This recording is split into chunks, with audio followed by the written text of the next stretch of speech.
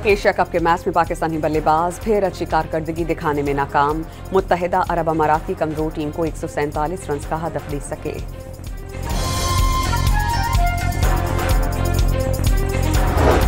साइम अयूब फिर नाकाम। मुसलसल तीसरे मैच में 0 पर लौट गए। हसन 3, खुशदिल और नवाज 4 और साहबजादा फरहान 5 रन बना सके। फख्र जमान 50 जबकि शाहीन अफरीदी 29 रन बनाकर नुमायां बैटर रहे।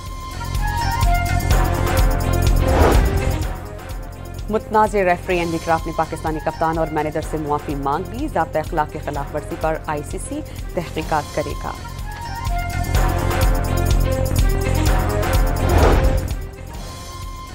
जद्दा में वज़ीर आज़म शहबाज शरीफ की सऊदी वली अहद शहजादा मोहम्मद बिन सलमान से मुलाकात। शाही महल पहुंचने पर गार्ड ऑफ ऑनर पेश किया गया।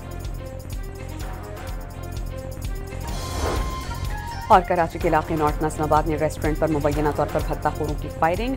वाक़ई में कोई जानी नुकसान नहीं हुआ। पुलिस ने तहकीकात का आगाज़ कर दिया।